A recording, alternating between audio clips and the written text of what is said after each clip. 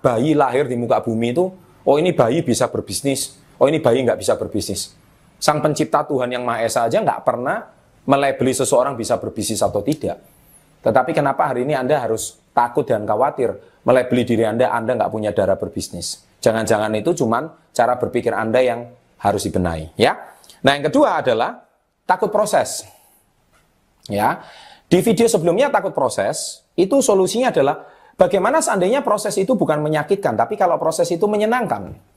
Ya, jadi awalnya kalau Anda belum menemukan satu ritme atau satu pola, sebenarnya berbisnis itu seperti kayak orang bermain sepak bola. Awalnya mungkin berat, ya, mencari pola. Tetapi kalau Anda sudah menemukan pola dan iramanya, wah, aliran bora itu nggak bisa dihentikan. Sama dalam bisnis. Jadi kalau Anda belum menemukan pola dan ritme, memang berat. Saya kira bukan cuma dalam dunia bisnis, di bidang apapun kalau Anda memulai sesuatu, itu pasti berat. Ya, tapi tidak memulai sesuatu itu tidak benar. Salah gitu.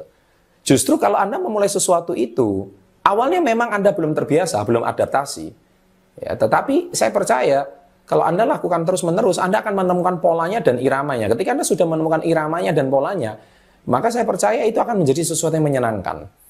Ya, jadi itu jawaban dari video sebelumnya. Yang ketiga adalah gimana kalau Anda takut dengan hasil di video sebelumnya.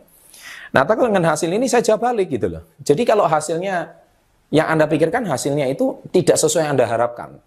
Tapi kalau saya tanya balik, kalau hasilnya bagus, kalau hasilnya melebihi ekspektasi Anda, terus Anda berkata, kalau nggak sampai ekspektasi, siapa yang rugi nanggung ruginya? Anda selalu berkata di sisi sebaliknya.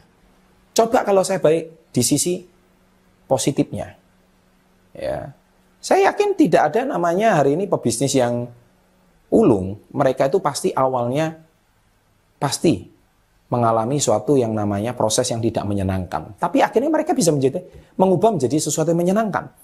Kemudian hasil yang tidak bagus, akhirnya mereka menemukan pola, akhirnya hasilnya bisa menjadi membaik. Mungkin awalnya 1 tahun, 2 tahun pertama nggak baik, tapi kalau Anda tidak berhenti, di tahun ketiga, tahun sebelumnya, Anda akan menemukan metode yang sangat luar biasa.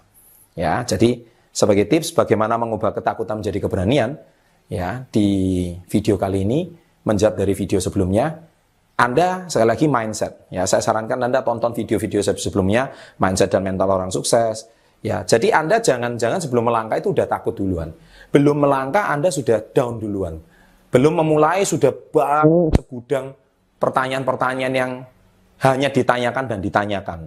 Bisnis yang paling bagus itu bukan cuma ditanyakan dan ditanyakan, tapi harus dimulai. Ya, nah itu pesan dari saya. Dari saya Chandra Putra Negara. Bila Anda menyukai video ini, silakan Anda bisa share, Anda bisa klik dan berlangganan, subscribe, serta Anda bisa memberikan komen positif. Saya dengan senang hati akan membacanya. Sukses untuk Anda. Salam hebat luar biasa. Sahabat entrepreneur, salam hebat luar biasa. Kamu kehilangan semangat, kamu kehilangan motivasi, kamu mesti nonton video ini.